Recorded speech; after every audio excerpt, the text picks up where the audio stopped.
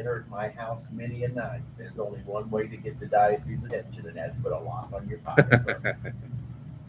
Well, it is 6:30, so welcome to Bother the Father. Again, this is open forum for anyone who has a question. We will try to answer to the best of our ability. So the floor is open. If anyone has a question, please feel free to ask. Okay, I've got a question on Liturgy of the Hours. I was listening to the radio and I hear that the second edition, or they're going to reprint like a new Liturgy of the Hours, and they should begin.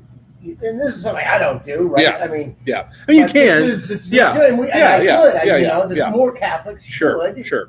Liturgy. So the question is Liturgy of the Hours, and So I think what you're asking is there's a new revision coming out, and it's this. Go ahead. So it's okay. When I heard second, then I'm like, wait. Well, okay, so it's the second. It's the second revision of the first edition. So okay, what Liturgy of the Hours is a continuation of the Jewish practice of sanctifying the day, right? So a lot of our traditions we have in the Catholic Church, we find our roots in Judaism, right?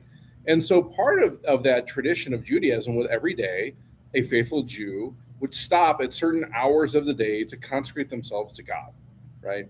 And they usually followed the particular what they call the main hours of the day. So after you would get up in the morning, right? You had morning prayer. You would have maybe 3 times throughout the day, mid-morning, midday, mid-afternoon. And then when you go to bed at night, there'd be an evening prayer, and then maybe one time right before you go to bed, right? There also may be this time of like synagogue aspect of like going to the synagogue, praying with a particular reading. Well, we have that actually also in the Catholic Church. We call that the Liturgy of the Hours, right? And also some people call it the Divine Office, right? So every priest, every clergy, and even many consecrated, I think all consecrated, have taken a vow to pray the Liturgy of the Hours faithfully.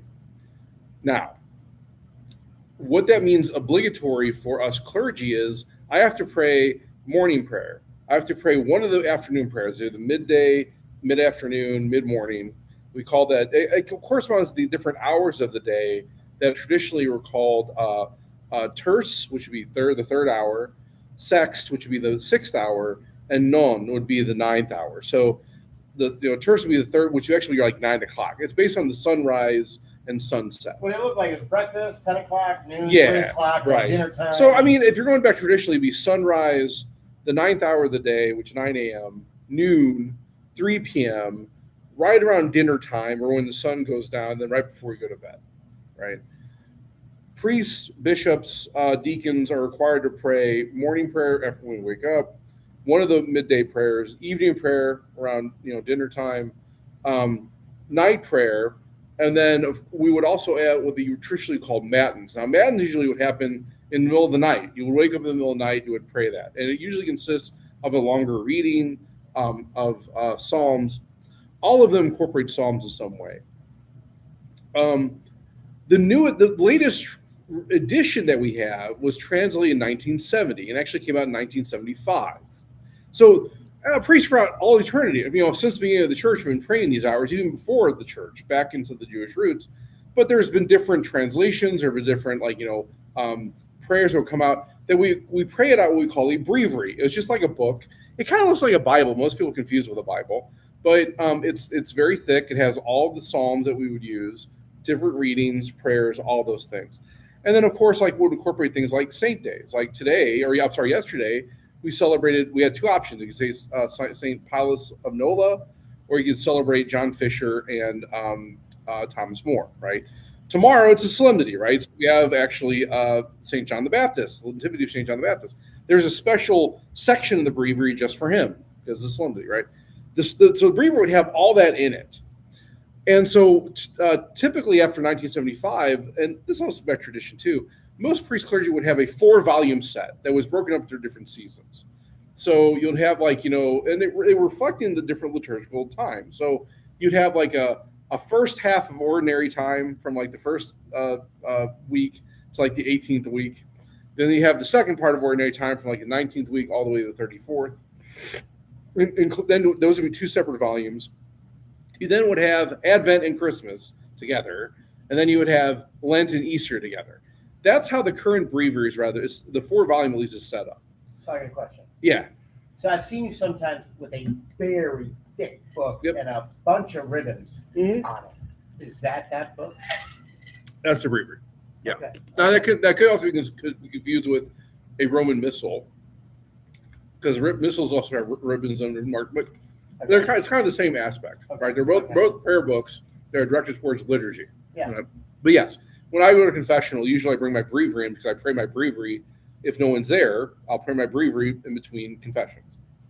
You'll probably see me walking around with it pretty often. Actually, it's been kind of associated with your wife, right? Whenever you go somewhere, bring a breviary with you. It's like bring your wife with you. That's how it goes, right? Because you never know if you're going to be stuck. You're going to be because I have to pray that hour. I have to do that regardless. I have to do it, right? Now, it's not like a strict you must do this at 5 p.m. or it is up to your discretion. And there have been times, especially if like gets later in the day, there's meetings or something going on. I'm not at evening prayer until maybe 8 o'clock, 9 o'clock at night, but I'm still praying it. That's the whole point, right? So recently there's been a decree from the United States bishops that they're going to revise the current breviary, which is actually all it really is a retranslation from the 1975 version. It was we had this happen before in the church, just like back in 2011. There was a retranslation of the 1970 missal that is now the 2011 missal, right? So that's where things were changed. Like when the priest would say, "The Lord be with you," we used to say before 2011, "Also with you." But that's not a translation of the actual original Latin. The original Latin said "et cum spiritu tuo," and with your spirit. So. And also with you and with your, those are kind of two separate meanings. So the missal was retranslated to reflect those meanings of the original Latin that came from Vatican II. That kind of spearheaded a movement, especially for the English-speaking world, to retranslate other things and more faithful to the original Latin. So since then, we've had retranslations of the marriage rite. That was in 2016. We've had retranslation of the baptismal rite. That came out, I believe it was 2021. Yeah. We've had just recently, this past Easter, we started to start using a new translation of anointing of the sick, right? We've had a new penance rite come out, a new confirmation rite. These all happened within the last 10 years. Now, it's important to understand that, for instance, fortunately for me, I wasn't ordained very long to actually worry about these things. I mean, because the essential form is still the same. I mean, the essential form of these sacraments are still the same. That doesn't really change. Well, of course, It's the matter, right. And Right. It's the other things that tend to change, like the symbolism, like the blessing of the holy water for baptism. That was new. That was different than it was before. It's the same kind of meaning, but the words are different. So you get into a rhythm of doing a certain way, and then it's like, okay, we're changing it, right? And for someone who's only ordained, 8 years, for me, that wasn't much of a change. It's like, okay, fine, I can get used to that. But you have people that have been doing this for now 25 years. the muscle memory. Right. I mean, so what happened in 2011, we actually saw a lot of priests that were retiring because, even though they weren't retirement age, I just can't keep up with this translation change. I've been still there Mass for the last 30 years, and now we're doing something different. I don't know. To me, is that a good reason? I don't know. But hey, whatever. I mean, I can't understand that in some ways because, I even find myself kind of stumbling a little bit in the new rites because, it's different now. So one of the changes one of the things also looked at was the breviary and the lectionary. So next year, we're getting a new lectionary, a new translated lectionary. Every church throughout the entire English-speaking world has to get a new lectionary and conform to that. So that might be something to get used to. But before that happens, actually, it will take effect next Easter. We as priests and deacons have to pray the new breviary. So there is orders going out July 1st. Now here in the Archdiocese, most priests, deacons, bishops, we're going to do a bulk order. We still have to pay for it out of our own pocket, but it'll be reduced because it's going to be a bulk order, a 4-volume set. So, Advent, Christmas, ordinary time, first half, Easter and Lent, Lent and Easter, and then ordinary time, second half. So there's only 2 publishers for these breviaries. Word on Fire, which is owned, controlled by Bishop Robert Barron. The other one might be Ascension. I think Ascension Press, maybe. I think you're right. Yeah, that might be the other one. But I think, yeah. So 'Cause those the guy are was the on the 2. radio the other day, and they were talking about working with all the catechists and Right. just to make sure everything is right Yeah. before it goes. To So yeah, even we had like a new OCIA. I mean, so really, I think we've covered every single one, except for maybe the rite for ordination, which I don't know if they're going to touch that at all. Maybe they're okay with. I don't know. But every other rite, when I say rites, what I'm talking about the words that are used in the liturgies, the sacraments, all these things, right? RITE, not RIGHT, RITE, RITES, have been revised, have been retranslated, be more faithful to the original Latin text. Well, does the archdiocese pay for those? Or is it free? For those. You got to pay for Oh, them? sure. Yeah. Yeah, I mean, and so that's the other thing too. So this actually has been kind of a running joke for like the last few years because the breviary hasn't been revised since 1975. So I mean, you're talking about this is going on 50 years Yeah.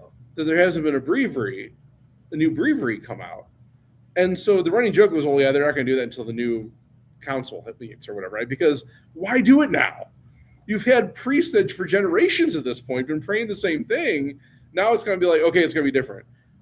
Okay, And it's not like it was been something was broken. right? Anyways, Exactly. right? Well, I mean, in some ways, yes. I mean, honestly, there's certain things in the breviary, and same thing even now in the missal. There sometimes you read things like, I don't know, that's weird. Now, does this go in a cycle like the missals and everything? Like, I know it's the same for every priest everywhere throughout Yeah. the Catholic Church. Right. But does it go on a 3-year cycle? A year A, year B, year C? No, it's a single Okay. year. So there's they go actually by a 4-week cycle. So every 4 weeks you rotate through the different psalms, right? Okay. And then there's seasonal. So like Advent, Lent, Christmas, and Easter are kind of more particular. So like every day is a separate, has its own separate prayers and stuff for that day through Advent, Lent, Christmas, and Easter.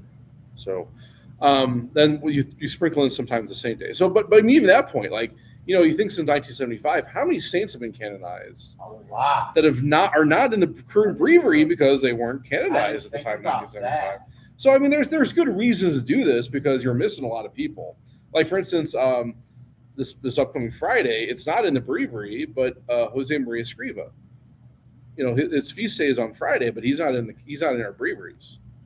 So yeah, I mean, again, I think it's a good thing, but also it's like some would kind of critique that maybe it should have been done the other way around. Like after the missal came out, maybe better to actually do the breviary then instead of waiting, over a decade to get that revised. So, and then the lectionary too. I mean, I know this is also a lot of work because you're talking about, these prayers have been, every day. So it was not an easy task. No one's saying it would be, but there has been some critique about maybe the order of these things. With me, I'm rather fortunate because a lot of these things, especially when it comes to sacraments, I wasn't really using them, enough to be like, okay, I know what this is going to be, how it goes. And really, the structure is still the same. I mean, with a baptism, you're still starting with the dialogue, you're still asking the name, you're still doing the anointings, you still have the candles, you still have all that. The structure is the same. It's still the words are a little bit different. And the essential form is still the same. That doesn't change. I baptize you in the Father, Son, and the Holy Spirit. So, yeah, I mean, is it going to be a struggle? Yeah, probably. I imagine that, because even with the breviary, like even, I was praying the breviary even before I entered the seminary. So I've been praying the breviary now for 15 years. And so that's a long time you're praying something, and then all of a sudden we're going to change it. Okay. So it would be like my rosary that I've been doing for 25 years, and all of a sudden it would get a new date or something. That would be odd. I mean, I think it would be just more like. Or you'd start changing the words. Well, yeah, I mean, so like, Yeah, let's say we retranslate, let's say the Hail Mary. Yeah. To be more faithful, maybe to the original Greek. which it wouldn't be a bad thing. But, it's okay. Hail Mary, favored one. I mean, that is, if you're talking about the literal translation, that's really what, That's what Gabriel. That was what said. Gabriel You are said, with right? favor. Yeah, You right. are with favor. So, it'll probably take some time to start to change, make that transition from Hail Mary full of grace. Oh, Hail Mary favored one. Yeah. Right. And it would be hard to get that cadence down, that rhythm, Yeah, it would. right? Yeah, it would. Which is why probably it's better to pray it in Greek and Latin anyway, because you don't have to worry about it. But yeah, no, I mean that's kind of the thing. It's when we have these translations, it's sort of like okay. And granted, I don't think anyone's going to argue that it shouldn't be done. It's just that couldn't have been done a little bit quicker than 50 years after that came out. Yeah. Especially if there were these. I mean, to be fair though, I mean, I guess it took 30 years before anyone noticed there was an issue. So I don't know. Maybe that's rather quick then. I mean, considering 2011 was the first kind of movement of that, 15 years in the life of the church, it's not really all that long. Say that Mother Mary was assumed. Well, look how long it took just to try to put But see, but again, I think these are okay. But I think these are a little bit different in the fact that, the church has always proclaimed that Mary was assumed into heaven. It didn't become dogmatic until 1950. Quick, right? Yeah. I mean, it was definitively held until 1950. So I mean, yeah. I mean, there's always been even going back to like the 6th, 7th century. There's always been a liturgy associated with these things of Mary. So there's been belief in that, but it hasn't been definitive. It wasn't definitively defined until 1950. And same even with Vatican II. It's like okay, yeah, there was the spirit of Vatican II, and there's what Vatican II said. And some would argue we're not even there to the point we're actually looking at what Vatican II said and implemented that correctly. Even there's been controversy with, especially liturgically about, okay, well, do we have ultra rails? Do we not? Do we, what do we do? As a matter of fact, someone told me, I can't remember who, that there was a bishop in a particular diocese who were calling for the replacement of all ultra rails, like putting them all back in. And You mean the front in front of the altar? Yeah. So you've heard a lot of people talking about, especially in North Carolina. There's been talk about the bishop there has told that through. I don't think he said remove them, but like he said there wouldn't be any new ones built, and he was. I guess his approach would be if you can take them out, you should. I mean, to me, that's sort of like that's okay. You're putting the expense on the parish now to do this.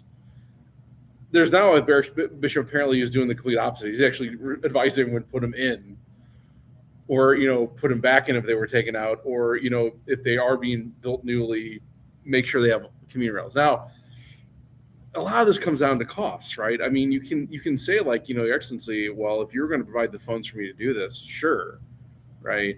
Otherwise, you're expecting us to pay out of our own pocket for these things. That doesn't seem very fair.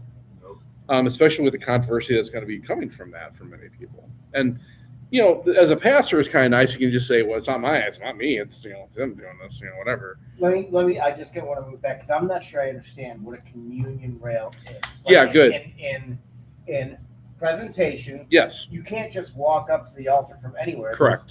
And then that's what a communion rail is. Okay, so it's not just a kneeler. No. I mean, so a kneeler could be like a makeshift. So what it is a place that the faithful can come, kneel in front of this in the sanctuary to receive the Eucharist, right? That's what they call communion rail. You go to the rail to receive the communion. Yeah, they All Souls. It's used at All Souls. They'll do the communion either way, but a lot of people wait and go to the rail, and then they're the last ones. There's some people that come up the rail that sure. I mean, here at St. Anne, they had one here at St. Anne at one point, and it was taken out. I'm not sure exactly when. Sometime after 1970. Actually, way after 1970. There's also gates that are supposed Correct. to go at the communion rail, and they were Correct. taken out a long time ago, and they're supposedly somewhere in that rectory, but who Okay. knows? Well, the Cathedral Basilica is a great example, right? That's the Yeah. true communion rail. You have the gates that close; it's completely closed off, and people come up to the rail, kneel down, receive the Eucharist. So many churches actually built prior to the Vatican II were built that way. They had the communion rails, they had the gates, because if you look at the extraordinary form, that's the only way you could receive the Eucharist was on your knees at the communion rail. The priest didn't come out and distribute to people. Mhm. That was not done, right? So many churches that were built prior to the Vatican II would have them because you couldn't otherwise, right? Some of them were modern after Vatican II. There was never explicitly anything said that they shouldn't or should have communion rails, but there was nothing in the liturgy that said you couldn't, right? Because the way the communion was distributed now on the hand, that didn't specify whether you should kneel or stand or whatever. The USCCB kind of took the approach of either one is fine, right? There's no wrong way to do that. If you want to receive on the hand, kneeling, that's fine. If you receive standing on the tongue. The big It's thing fine. back then was, can a normal lay person touch? Well, that So- was so well, yeah. yeah. So that was a revision of that was kind of a I don't want to say innovation. I don't know if that's really a fair thing to say, but it was a paradigm shift, the way we look at something. an approach, maybe an approach is the best way. Yeah. It was recognition of the common priesthood of the faithful, that these ministries, whether it be like things like lector, whether it be things like acolyte, sexton, which also could be called sacristan, these were not ordained positions. Like you're not ordained into the order of lectors, you're not ordained into the order of acolyte. Right. They are instituted. They're usually they are on the road to one becoming ordained, but we have children serving, right? They're not ordained to those things. So there was a approach to say, okay, well, will be a great way for a great ministry of the common priesthood to engage in these ways in the liturgy, right? Whether it be a lector, whether it be a server, but also as an extraordinary minister. But the key word that usually gets forgotten here is extraordinary. So in other words, what that means is if it's necessary, right, that you can call a layperson to be one of these in these positions, they should be trained, obviously. They should go through some kind of training, but It should never here- be ordinary. Yeah. So in other words, the archdiocese keeps a record of all their extraordinary ministers. They can do that anywhere in the archdiocese. But that's usually kind of the missing link there is that, okay, well, all right, like let's say the principal mass here at St. Anne, and maybe I might get a little trouble for this, but we'll see. But the most we usually have that mass is maybe 120, maybe 130. If the deacon and I are there together, the deacon's assisting, okay, maybe the two of us can distribute the hosts and cover everybody. Now, we do allow the chalice. That also was more of a different approach after Vatican II, is now the chalices are given to the faithful more, right? And so, okay, well, we're having now more positions. We need more ministers. That's an extraordinary circumstance. We know that we don't do that every mass. So, okay, we need a couple of lay faithful to come up. The question, though, is what the usual pastoral approach is: time and number of people, right? So if we have consistently 1,000 people coming to mass every Sunday, yeah, you know what? We probably need a few extra hands, or otherwise they'll be there for hours distributing communion, right? If just the ordinary ministers, the deacon and I, yeah, it'll take a lot of time. Okay, so we don't want to overburden the faithful. Okay, so that but like let's say at the Saturday night mass, right? We have maybe like this last Sunday we had 40 people there. Now You could cover that. I and the deacon really cover that. One to distribute the host, one to distribute the chalice. We're good, right? Now there is a pastoral way of saying that like this is a good way for lay people to engage in liturgy in a deeper way. There's a way for that to actually also to exercise one's common priesthood.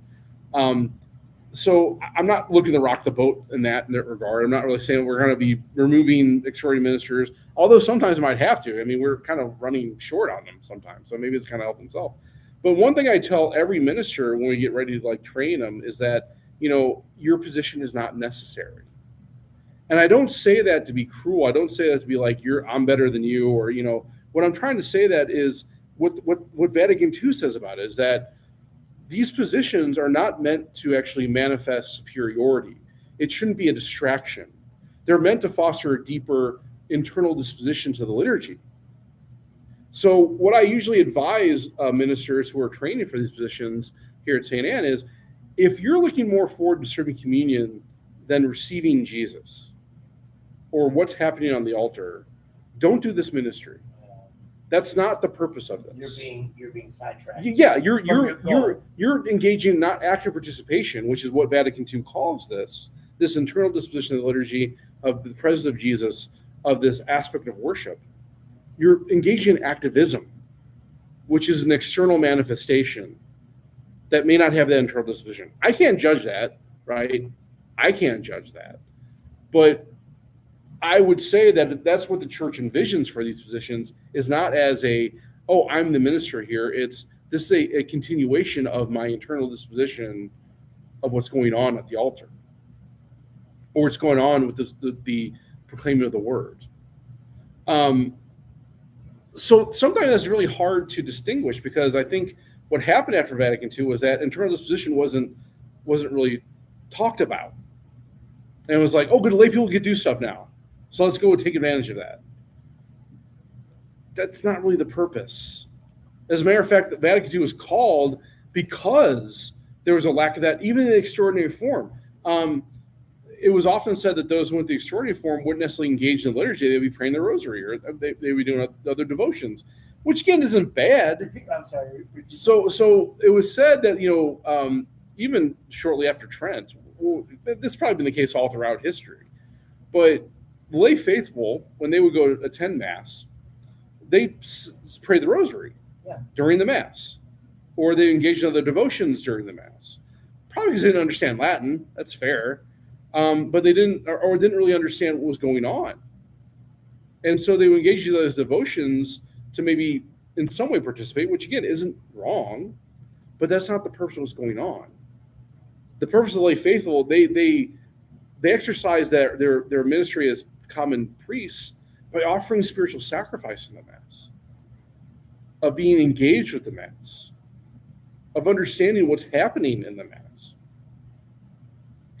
And so because that wasn't happening, that's why Vatican II was called, to give the faithful a better understanding of how they can engage in the liturgy, which allowed things like, speaking of the vernacular, which allowed things of like, the feast, priests being pro populum instead of ad orientem, right? Well, Which also allowed these other lay ministries to come about, to be used and more, brought in. Again, the purpose there was not to actually, everyone has a role. It was, I'm engaging deeply interiorly with what's happening in the Mass, right? And that was the purpose of the Novus Ordo, was to help that engagement. But I think what has happened, at least in my generation, is that it became more of a badge of honor, or a pride thing. I mean, I know when I was a server, when I was a young server, one of the great advantages I found to serving was that the Mass seemed to go by quicker if I was actually serving. So, because I was doing something, I was engaging. Now, I wasn't really necessarily thinking about how my soul was receiving Jesus in that moment, or the prayers of the priest, or even oftentimes not even the homily. I was really more thinking about, what's going on next. And it serves you well as master of ceremonies and the server, but I don't know if I was really fostering my soul or feeding my soul through those years of serving. I love to serve. I thought it was really great that I was serving. But again, I think the advantage I saw ultimately was, the Mass seems to go a lot quicker if I'm serving. Well, wait a minute. Hold on. So when you were paying attention, so here's what I find. Now that I'm an active Catholic and not a passive Catholic, Mass goes by super fast, because I have a missal. I'm reading along with the reader. I'm listening to what you're saying, and boom, it's over. Are you saying that when you were paying attention that you weren't really like? No. So I think that's kind of similar, John. Is that when I was a server, my my attention wasn't necessarily to what's the reading for today, or what's Father saying in his homily, or what page do I need to turn the missal to bring up the Father next? So it's not what is he saying? It's is he done yet? Or what do I have to do next? Right. He's got his homily now. I got to bring the book for petitions. Okay, then we got the offertory, so I got to bring that. So it's really going through so you get to learn the Mass well. I think you know the structure of the Mass I very well. understand what you're saying. But I wasn't necessarily focusing on the what was supposed to be there to foster that internal disposition. I was an activist. I was just doing the action not actually Yeah, feeding the right. soul, Yeah. right? Yeah. And again, I mean, it's, as a 10, 11, 12-year-old, I mean, I don't know how much you're really thinking about that anyway. You weren't putting the connection together. No. So And you- to be fair, I mean, I've heard some really great homilies from priests over at my home parish, and there's been times where the readings get stick, and it's like, okay, that was, but when you're serving, it's just like, okay, what's the next thing we got to do, right? You're either part of the kitchen help or you're sitting at the table. You're the Martha and the Mary, yeah. There's not a lot about Martha and Mary when you're serving in those capacities. And I mean, same thing when I was master of ceremonies. I mean, even if you're talking about engaging in more active Catholicism, as a seminarian, that's what I was trying to do. That's maxed. But That's also 10. too, because I think I was chosen to be the master of ceremonies because I have an engineering mind. I have that. Okay, next, cause and effect. Here's what I have that structure set up. So I was very useful in that. But I never paid attention to liturgies as a master of ceremonies because I get the inviter. I got to bring that over. Okay, now we got to set up for this. So you're not really thinking too much about that. Yeah. I could see that. Yeah. It's more So- the nuts and bolts. Yeah. I mean the And that's what you hallmark don't wanna the do. hallmark of a great master of ceremonies is they're not noticed, and that you put a lot of effort in not being noticed, right? So that was my job as a master of ceremonies. I will say one thing though, I learned the liturgy very, very well from it, and I'm very appreciative of that. Even had to now better understand the liturgy than I did before.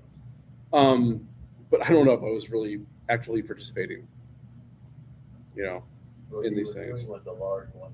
No, for sure. Oh, no, I'm not. Absolutely. No, I'm not saying. I'm not saying I wasn't. Yeah. I know you- No. But I mean, I will say though, I understand the difference between active participation and activism, because it's not a very thick line. I mean, there's a lot of gray there, right? So, yeah, these ministries, even though they're allowed, again, I think the key there is extraordinary. I mean, we see that often. I see this a lot of times too when I'm working with families who are preparing for funerals or weddings. When we talk about the liturgy, I try to not focus so much on the liturgy because my thought is the liturgy is going to take care of itself. And we allow the families to kind of engage with these things because, well, sometimes it brings closure for a lot of people, but also too, because there's so many options now in the liturgy, it might just be easier for me to pick them and not even pick the different ministries because, hey, maybe people are too distraught. I can read all the readings. Yeah. I don't need help in serving communion. It's only going to be 50 people there. Right. I don't even need a server. We can, when I think about being a priest, you're the ordinary minister of all these things. You're the one-stop shop. Yeah. So if that's more helpful, don't worry about it. I'll take care of it. Well, yeah, each family deals with that, how they feel comfortable with it. Mm-hmm. And, And I will say most families do want to be participate in that, and at least maybe pick the readings and stuff because I think it's a good way for them to engage. But I've had people just like, Father, just take it, you figure it out, and it's like, okay. And so I just just give me some information about your mom, your dad, your spouse, whatever it is. we wanted to participate in when my son went home and saw two of the kids, because they didn't tell the two youngest kids right away that Cheryl was gone. Sure. And the soon-to-be 12-year-old, he said right away, I want to serve the mass. Yeah. He loves to serve. Yeah. Well, course. whether he knew it or not, he Yeah, was going to. of course. because Yeah. I wanted us all to participate as a family. Right. And they were very appreciative of that, so. But everybody does it differently. Everybody, yeah. There's no wrong way to mourn, and there's Well, no he wrong way to serves, bring that And he closure. serves mass. Oh, yeah. Too. So Yeah. He did a great job too. Yeah, Yeah. I've been to funerals, even recently, where the priest does it all, the family wants nothing to Yeah. do with it, nothing. And I think that's becoming. okay. Yeah, I think that's also become more and more common. I think part of that's just because there are not as many people practicing as there once were. I saw last week we had a funeral for a former parishioner, a presentation, and everyone in that family wanted to participate in it. And they're all, from what I could tell, were practicing Catholics, all engaged in faith. And even I will say, even for priests, that's very uplifting because oftentimes we're dealing with situations, with few exceptions, Most are not are practicing. The people you're meeting with aren't practicing. They're just, they're kind of there because they were kind of thrust into it. They don't know what to do. They don't know how it works. And you're there just you're not there to like judge or, and It's very hard. yeah, in your it's position. right, exactly. But you're there to kind of just make sure it's done well.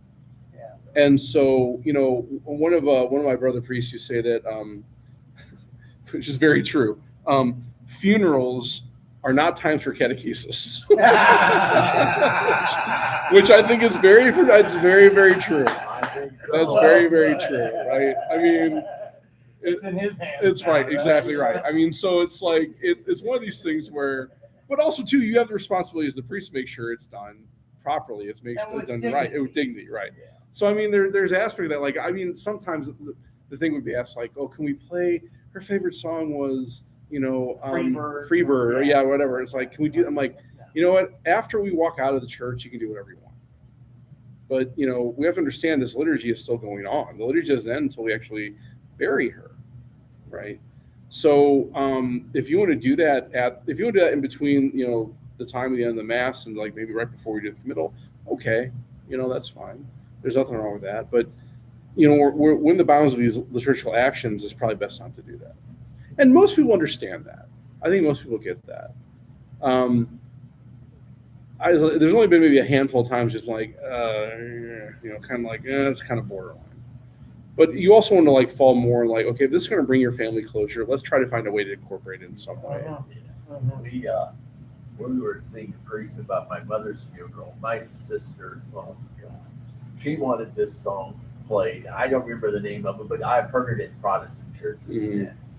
And the funeral director said, well, Father so-and-so is very liberal, but he's not that liberal. He's not going to let that be done. So my sister had the tape of that song. And when we pulled into the cemetery, that's when she put it in her player on her vehicle. And you could have heard it 30 miles away. She had it blaring. We were also dark.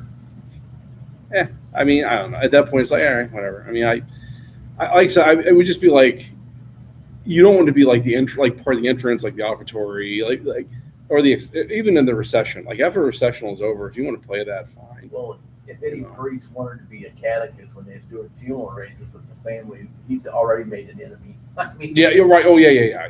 Yeah. Well, I mean, like I said, part of that's just like,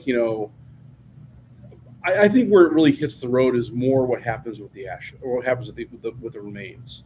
Especially now, there's more movements like do things that are not necessarily, putting people in a coffin, and that's fine. There's nothing wrong with that. It's just like, okay, well, what's going to happen though after this? So because that's a legitimate question, because that also is part of the liturgy. The internment is part of the liturgy, Yeah. And so it doesn't mean it has to happen right away, but what are you going to do with her or him? It just seemed like in the last 3-4 years, at least once or twice a year, Father Dolan would go over cremation, and yes, it's allowed, but they have to be buried. Yes. And I know of cases where there was funerals and those ashes were not buried. Maybe they were a year or 2 years later, but they weren't right. Oh, I know there are people now that still have cremains of their loved ones. I don't want it. Yeah. Well, I mean, it's not just the aspect of, the theological understanding of this. It's really the practical. Like, okay, let's say, God forbid, you die, or, there's no one left to take care of these things. What happens? Or God forbid, you sell the house and all of a sudden you look in the closet, it's like, hey, what's this flower pot doing here? Yeah, Oh, it's got some weird. Ugh. that's happened. Yeah, You see all that oh, in sure. paper all the time. Oh, sure. So I mean, happened to my cousin. So Eddie, well, not him. I mean, they was specifically, going but out of his car. his brother was stolen and found in North St. Louis by a very wonderful family who didn't know what it was. They saw this thing in a box and was like, "That's weird." They called the number on the box. God love them, and lo and behold, we got him back. But we went from having a funeral to memorial mass back to a funeral, which was kind of funny because it was like, all right, that was rather fitting. If you knew my cousin, that would be rather fitting for him, I think. Yeah, well, anyway, it's something to laugh about. You Yes. remember, you can laugh Well, I think we were about it. laughing at the time. It was kind of like, I think he called me up that morning. He was like, hey, we're gonna have a memorial mass instead. I'm like, what happened? Or a scavenger. hunt. Yeah, right. As a matter of fact, I think they found him Is it a right as we were processing out for the mass. Yeah, They got a call. Oh, how cool. Yeah. How So I cool. was like, all right. It was in a trash dumpster. It was next to a dumpster up in North St. Louis. You know, Oh, my I goodness. tell you. his old neighborhood actually, which is kind of again Yeah. fitting, Yeah. right? Yeah. So there you go. Holy Spirit was at work. Amen. Amen. Unfortunately, his pontificals were never found, but at least he got his ashes back. So it worked out. Yeah. The story goes, if no one knows, Bishop Rice, his brother passed away, and they had the funeral for him at St. John the Baptist. And the morning of the funeral, I guess he decided he wanted to stay with his brother priests who were there in support because coming up from Springfield. They stayed at the Drury Inn, and his car, I think, was not in the covered area. So someone broke into his car and stole his pontificals, meaning like his ring, his crozier. I think they got the. I don't think they got the mitre. No, they got the mitre. They get the mitre. Yeah. As a matter of fact, I think he had to borrow Zaccheto from Bishop Rivatuso. The Zaccheto is the skull cap. And so we went from having a funeral, meaning we're going to inter him and the body be present, to having a memorial mass where the body wasn't present because he was stolen. That stole his ashes out of the car. But fortunately, we recovered the ashes that day, but I don't think the pontificals have ever been found. So, which raised some interesting questions like what would you do with those things? I mean, what would you do with a crozier? You know, the crozier is the bishop's staff. Like, do you pawn that? I don't know. I mean, I don't know. They're also illegal to actually pawn or sell. So I don't know. Whatever. You know, who knows? Only God knows. I'm sure there's funnier things that have happened. Surely. Well, good. Any other questions, comments, concerns, heresies? I'm good. Okay. That was my stuff. Okay. Thank Yeah, you, the Bob. breeder thing is also, I mean, it's like, okay, now we're doing this. I mean, so I learned a lot of priests like, all right. The other thing that's really interesting about that too is Bishop Robert Barron has decreed that Word on Fire will provide breviaries for all seminarians. Now that's awesome, but seminarians aren't required to actually pray it. So it's like, okay. Now, granted, though, So seminarians don't have you know, money. I mean, They don't there's have money, there's and a they charitable just thing. start I using get it. yes, I totally can see understand that. I it. can see that. But it's like, okay, fine, whatever. The bishop owns stock in the printing company is going to print all of it. Well, he is the. I don't know how what the relationship is. Is he the? I know he's in charge of it, so I don't think he's the owner. I don't know how that works. Getting a Yeah. kickback. I want. That's wouldn't say none of my that. business. I don't know. Just like eating fish on the Friday, right? That's right. They own the ports. That's all to get our money. That's what it was. It was That's all a ploy. It That's was all a it Vatican ploy to make it seem more good. All right. I would have never known. I would have never thought about that until you brought it up. I thought. Well, that was a running. I mean, that was a running thing. So what we're referring to, for listeners at home, you know, one of the tenets of the church that Catholics are bound to follow is to abstain from meat on Friday. Every Friday, but particularly more specifically on Fridays of Lent. So on Fridays of Lent, we're required to not to eat meat, which means any land-dwelling animal. So when the explorers came to the United States, there's a lot of questions about that because, well, hey, we have a lot of animals that don't live on the land. Looks like they live in the sea. Are they okay? Like things like crocodiles or alligators. Alligator you can eat on Friday. Manatee, muskrat. So I think the way again, this is before we had like scientific categories and things like that. So the response from the Holy See was, well, if it spends a majority of its time in the water, it would not be considered to be meat. Good, wonderful. So there's a lot of things there's a list on the USCCB webpage that lists what you can actually have on Fridays of Lent that would be kind of odd otherwise. Frog's legs, for that's another one, right? Okay, so we have this kind of the reason we do this is not only because, well, the first disciples were fishermen. It kind of recognizes that relationship. But more properly is because fish is a common meal. So in other words, anyone can provide themselves with fish, right? All you really need is a pole and some bait, right? Anybody can do that. Even the poorest of the poor can eat fish. meat has always traditionally been considered more of a delicacy, right? So, hey, only really, up until recent times anyway, it was only the very wealthy that could afford like things like cows and pigs and that kind of thing. So these not eating meat and let were not only a recognition of the fishers of men, the first apostles, but also this kind of commonality that we can all engage in a common meal and find solidarity in it as Christians. So it was kind of a way of kind of bringing everyone to the same level.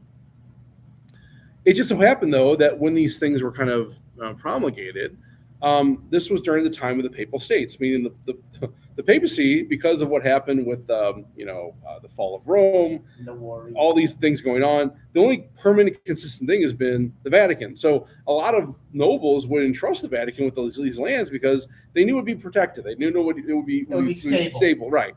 So a lot of these involved ports along the Mediterranean and the Atlantic Ocean. And so, of course, when you had fishermen use these ports, there'd be certain fees paid. And, the Vatican ideally would take those money and then provide it for the needs of the church, whether it be build a new monastery or provide for the needs of the poor or, feeding the hungry, all these good things, right? Well, cynically, one of those things during the Enlightenment was brought as why that we do that is because, well, of course, the Pope gets a kickback every time we eat fish because he owes all these ports. So that's why they say to eat meat on Friday. That's why we don't eat meat on Friday because hey, it's a way of making the Pope rich or something. Long way to go for right. For I mean, and at the time, maybe you could make that. that argument, but like today, the Pope doesn't own any port. I mean, so whatever. It's still a good joke. There are all these theological reasons, but also, at the time, there were a lot, and there was money that was being given over to the papacy. But also, we would trust, not every time, of course, because we're all fallible humans, but a lot of that was being used to provide for the ministry of the church. So, okay. Yeah. Wow. We covered a lot of topics here tonight. That's okay. That's good. All right. Well, tune in next week, I think. Yeah, we're still at another Bother the Father next week, and then we go into July. So we'll have to determine what our topic for Friends, Food, and Faith will be, which I think is at the 7th of July. So we'll think about that. And if you have any suggestions, let me know. But otherwise, we'll see you next week. Well, one of the things you might consider in July